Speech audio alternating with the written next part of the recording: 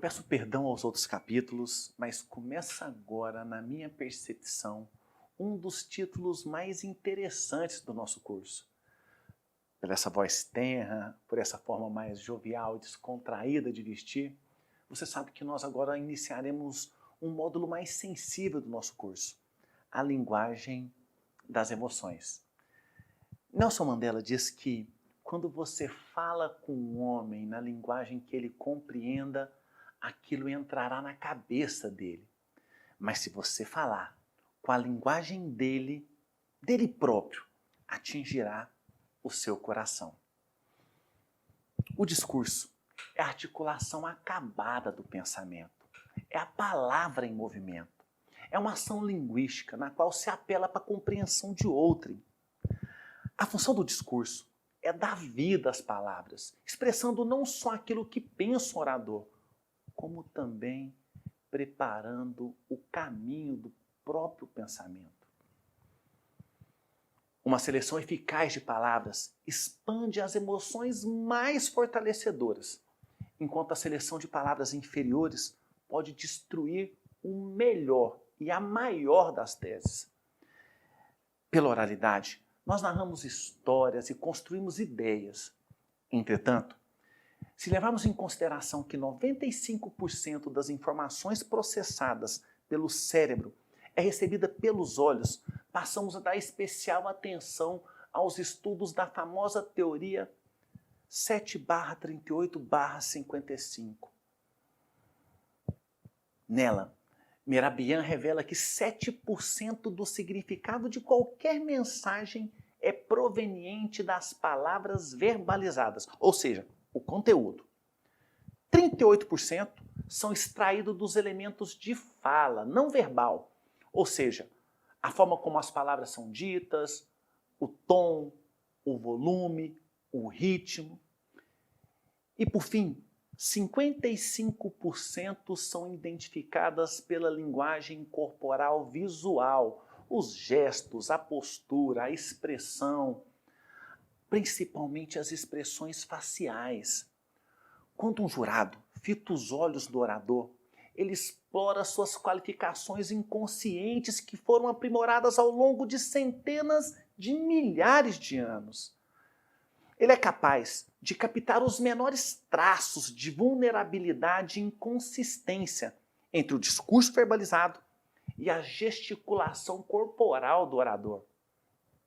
Você sabia que formigas moldam a conduta umas das outras mediante troca de substâncias químicas? E nós fazemos o mesmo ao ficarmos diante de outra pessoa, encará-las, gesticular ou emitir sons. Isso porque, para além da comunicação verbal no tribunal do júri, o orador inconscientemente troca emoções com os jurados, pelo simples fato de se postar ante a eles. Nos últimos 15 meses, 40% das minhas palestras foram sobre o tema comunicações não verbais na tribuna. Há milênios o Homo sapiens desenvolve habilidades intuitivas de decifrar das expressões do outro emoções. E essa ciência, ela deve ser sensível e aprimorada pelo tribuno. Em 2017, esperançoso de poder interpretar as emoções dos jurados pela leitura de suas faces, eu me submeti à formação no FM Group International. O curso era The Science of Reading Human Faces, uma instrução calcada no Fiction Action Code System, que consistia na decodificação das emoções pela leitura da face humana. A minha ambição era poder diagnosticar as emoções dos jurados durante os trabalhos plenários, na possibilidade de poder adequar o discurso às frustrações ou aceitações do conselho de sentença. No duro, eu achei que eu teria aquele condão de quebrar a própria incomunicabilidade com o jurado, porque nós estaríamos conversando durante todo o trânsito dos trabalhos plenários. Só que eu precisava dar cientificidade a esse conhecimento. E em 2019, resolver que iria me matricular no programa de doutorado de psicologia da PUC Goiás. Mas antes eu fiz uma visita ao Dr. Cristiano Coelho, que era o coordenador do programa de pós-graduação stricto sensu em psicologia, e ele me aconselhou a cursar algumas disciplinas da graduação de psicologia antes que eu me submetesse ao doutoramento, especificamente as matrizes do pensamento psicológico. Foi aí que eu conheci o cognitivismo. Vamos tomar uma água aqui com essa caneca maravilhosa? Esse módulo é um pouco mais comprido, mas profundamente interessante. Foi um divisor de águas. Na academia, eu compreendi que, de fato, certas expressões faciais são representatividades universais de emoções bem específicas. Elas descrevem, por assim dizer, as emoções básicas do homem.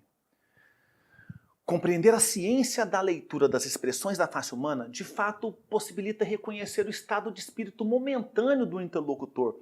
E isso se aplica inclusive ao jurado silente. Afinal, as emoções provocam verdadeiras manifestações reflexas, sublinhando que em cada um dos estados, seja medo, ira, desprezo, tristeza, uma mímica própria e específica. O rosto é uma fonte imensamente rica de informações a respeito das emoções. Informações em nosso rosto não constituem apenas um sinal de que está acontecendo em nossa mente. Em certo sentido, elas são o que está acontecendo em nossa mente.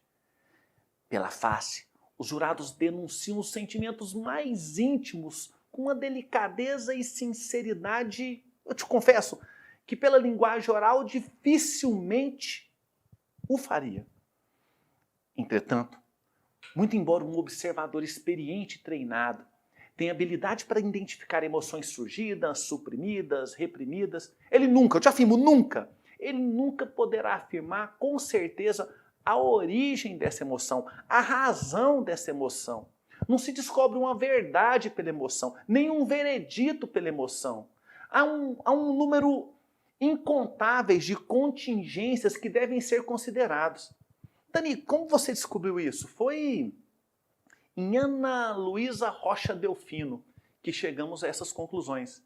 Eu acabei contemplando um artigo de Delfino que pontua que detectar a existência de uma emoção não nos oferece parâmetros suficientes para afirmar o que o ouvinte pensa, pois as expressões significativas de emoções nem sempre dizem sua causa. Achei bacana que Delfino utilizou a literatura para explicar essa perspectiva.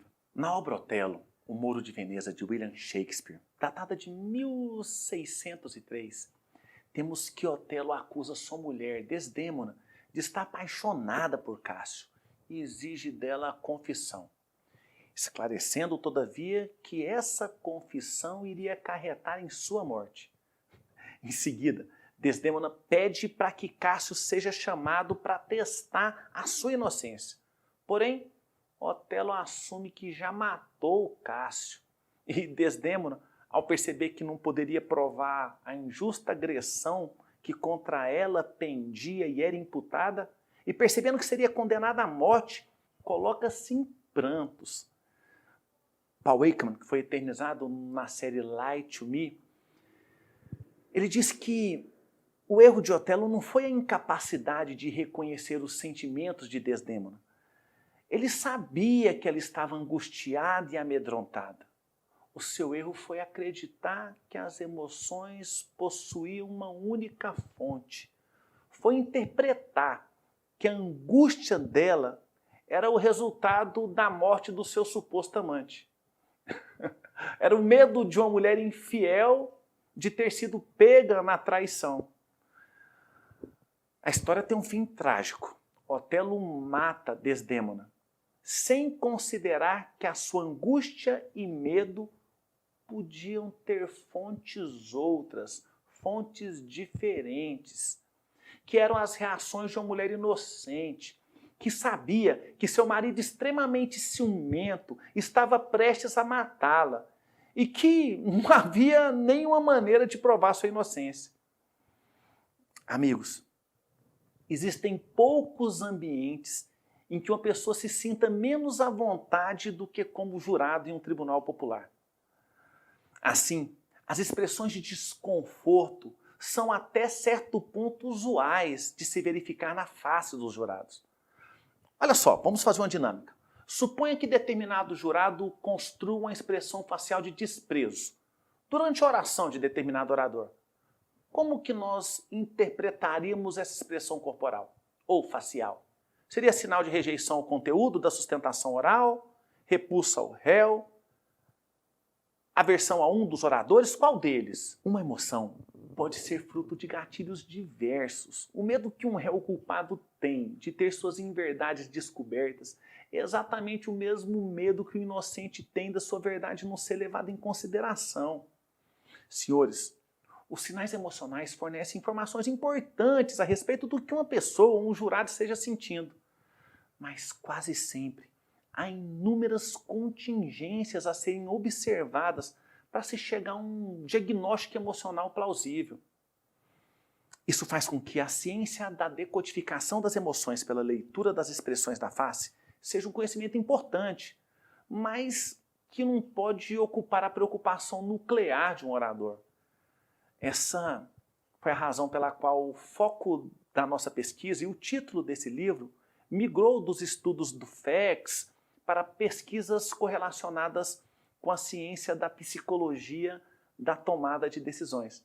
Os novos rumos nos levaram à busca da compreensão sobre os temas como atenciosidade, inteligência não verbal, inteligência visual, inteligência emocional, assunto dos quais, nós nos ocuparemos nos próximos capítulos. Então, bora? Porque agora acho que nós encontramos a linha, o trilho que vai nos levar às respostas necessárias para que nós compreendamos o jurado, a tribuna, o orador e as relações que se estabelecem entre eles. Valeu!